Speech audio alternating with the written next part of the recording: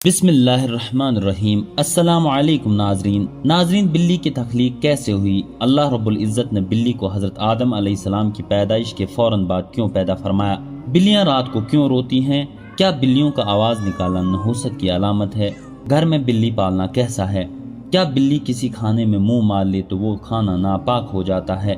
رسول اللہ صلی اللہ علیہ وسلم نے بلیوں پر کیوں شفقت فرمائی؟ رسول اکرم صلی اللہ علیہ وسلم نے ایک بلی کو دیکھ کر پوری لشکر کا راستہ کیوں بدلا تھا؟ رسول کائنات امام الانبیاء نے بلی پر ظلم کرنے والی عورت کے مطابق کیا فرمایا تھا؟ ناظرین، آج کی اس ویڈیو میں ان سوالات کے جوابات قرآن و حدیث کی روشنی میں دیے جائیں گے اور بلیوں کے متعلق آپ کو حیران کن حقائق بتائے جائیں گے۔ ناظرین، انسان نے بلی کو تقریباً 10,000 سال پہلے پالتو بنایا۔ بلی آج کے دور میں عام پالتو جانوروں میں سے ایک ہے۔ بلی کو کھانا اسلام میں حلال نہیں ہے، لیکن اس کی پاکیزگی اور طہارت کی وجہ سے ایسی بلیاں جو کسی کی ملکیت نہ ہو انہیں پالنے میں کوئی حرج نہیں۔ اس کے برعکس اگر آپ گھر میں بلی پالتے ہیں لیکن اس کو بھوکا اور پیاسا رکھتے ہیں تو یہ آپ کے لیے وبال جاں ہے۔ صحیح بخاری کی حدیث نمبر 2365 میں رسول کائنات امام الانبیاء حضرت محمد صلی اللہ علیہ وسلم نے فرمایا، ایک عورت کا عذاب ایک بلی کی وجہ سے ہوا جسے اس نے اتنی دیر تک باندھے رکھا تھا کہ وہ بھوک کی وجہ سے مر گئی اور وہ عورت اسی وجہ سے جہنم میں داخل ہوئی۔ نبی اکرم صلی اللہ علیہ وسلم نے فرمایا کہ اللہ تعالیٰ نے اس سے فرمایا تھا اور اللہ تعالیٰ ہی زیادہ جاننے والا ہے کہ جب تو نے اس بلی کو باندھے رکھا اس وقت تک تو نے اسے کچھ نہ کھلایا اور نہ پلایا اور نہ اسے چھوڑا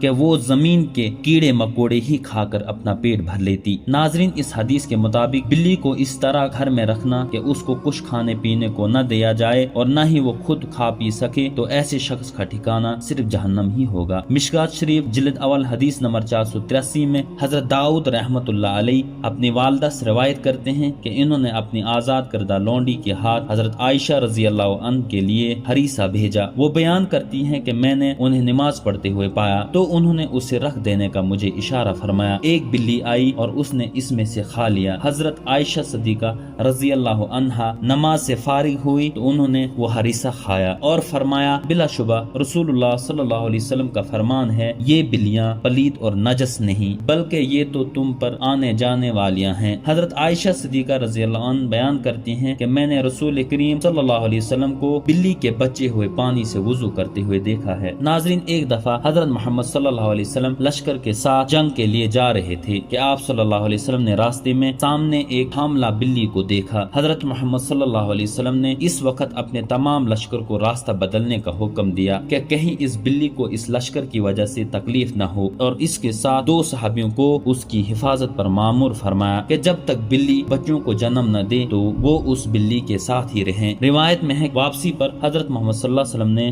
دیکھا کہ وہ بلی بچے دے چکی ہے تو آپ صلی اللہ علیہ وسلم نے اس پر شفقت فرمائی، جس کے بعد وہ بلی آپ صلی اللہ علیہ وسلم کے ساتھ مدینہ منورہ آ گئی اور وہاں ہی رہی۔ اسی طرح ایک دفعہ نبی کریم صلی اللہ علیہ وسلم صبح نماز کے لیے اٹھے تو ایک بلی حضرت محمد صلی اللہ علیہ وسلم کی چادر مبارک پر سو رہی تھی۔ حضور اکرم صلی اللہ علیہ وسلم نے چادر مبارک وہاں سے کاٹ دی اور باقی اٹھا لی کہ بلی کو کوئی تکلیف نہ ہو۔ ناظرین، ایک صحابی رسول کی کنیت ہی ابو ہریرہ رضی اللہ عنہ ہے، یعنی بلیوں والا۔ ایک دن حضرت ابو ہریرہ رضی اللہ تعالی عنہ نے دیکھا کہ گرمی کی شدت سے ایک بلی دیوار کے ساتھ لگی ہوئی ہے تو انہوں نے اسے اٹھا کر گرمی سے بچانے کے لیے اسے آستین میں چھپا لیا، اس لیے آپ رضی اللہ عنہ کی کنیت ابو ہریرہ پڑ گئی۔ ناظرین، اسلامی روایت میں یہ بیان کیا گیا ہے کہ جب اللہ تعالیٰ نے حضرت آدم علیہ السلام کو زمین پر بھیجا تو سب سے پہلے سانپ اور بلی کو پیدا فرمایا۔ البدایہ کے مصنف لکھتے ہیں کہ بلی ہی وہ جانور ہے جس سے اللہ کے پیغمبر حضرت آدم علیہ السلام نے دنیا میں آنے کے بعد سب سے پہلے بات کی اور ان کے دل کو اطمینان محسوس ہوا کیونکہ وہ زمین پر آ کر پریشان تھے۔ ناظرین، بلیاں ہمیشہ صاف ستھری رہتی ہیں، یہی وجہ ہے کہ ان میں بیماریاں بہت کم پائی جاتی ہیں۔ اسلام میں بلی کی بہت اہمیت بیان کی گئی ہے، لیکن صرف اسلام میں ہی نہیں بلکہ قدیم مصر میں بھی بلیوں کو اہمیت دی جاتی تھی، یہاں تک کہ اس دور میں کسی بلی کو تکلیف دینا یا قتل کرنا ایک انسان کے قتل سے بڑی سزا سمجھی جاتی تھی، کیونکہ قدیم مصریوں کا یہ ماننا تھا کہ بلی ایک انسان سے زیادہ رتبے والی مخلوق ہے۔ اس دور میں اگر بلی مر جاتی تو اس کے ورثاء اس صدمے میں اپنی بوئیں منڈوا لیتے تھے اور بلیوں کو بھی فرعونوں کی طرح حنوط کیا جاتا تھا۔ ماہرین کے مطابق بلیوں کی عمر 13 سے 17 سال ہوتی ہے، مگر اکثر بلیاں 20 سال کی عمر تک پہنچ جاتی ہیں۔ بلیاں رات کو کیوں روتی ہیں؟ کیا رات کو بلی کا رونا نحوست ہے؟ ناظرین، یہ تاثر عام طور پر صرف بر صغیر پاک و ہند میں پایا جاتا ہے۔ بہت حد تک یہ تاثر غلط ہے۔ بہت سے یورپی ممالک میں بھی اس توہم پرستی اور اس قسم کی باتوں کی ابتدا ہوئی تھی، مگر اب ختم ہو چکی ہے۔ بلیوں کے بارے میں عام طور پر بہت غلط فہمیاں پائی جاتی ہیں۔ یہ بات غلط ہے کہ بلی کا رونا نحوست کی علامت ہے، بلکہ ماہرین کہتے ہیں کہ یہ بلیوں کی عادات میں سے ایک عادت ہے۔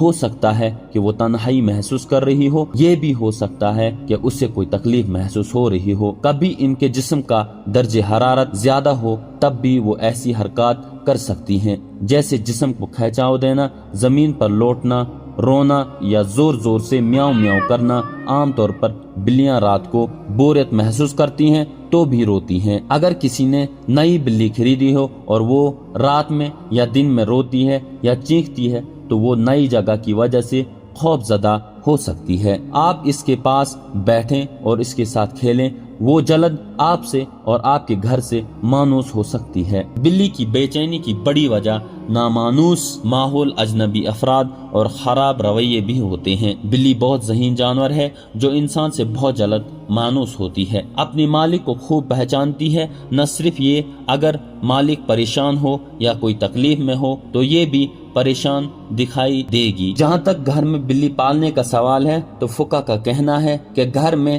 بلی پالی جا سکتی ہے، ایسا کرنے میں کوئی حرج نہیں، کیونکہ بلی نہ ہی موذی جانور ہے اور نہ ہی نجس ہے۔ ہر شخص کو معلوم ہے اس میں کوئی نقصان نہیں، بلکہ بلی گھر میں رکھنا فائدہ مند ہے۔ یہ گھر میں پیدا ہونے والی کیڑے مکوڑے اور چوہے وغیرہ کو کھا جاتی ہے۔ بلیوں کو قدیم دور کے بعد عقیدت دی گئی اور اسلام نے اس روایت کو اپنے بہترین انداز میں اپنا لیا، جو اس عقیدت سے بالکل ہٹ کر ہے، جو دیگر قدیم کچھ مذاہب میں بلی کو ناپاک بھی سمجھا جاتا ہے اور کچھ مذاہب میں اسے حلال جان کر کھایا بھی جاتا ہے۔ دوسری طرف ان کے ساتھ پیار و محبت اور حسن سلوک کرنے کی تلقین بھی کی گئی ہے۔ ناظرین، اسی امید کے ساتھ اجازت دیجیے کہ آپ کو ہماری ویڈیو پسند آئی ہوگی۔ ملتے ہیں بہت جلد ایک نئی تاریخی، تحقیقی اور معلوماتی ویڈیو کے ساتھ۔ دیکھتے رہیے بزم امہ۔ اللہ رب العزت آپ کا حامی اور ناصر ہو۔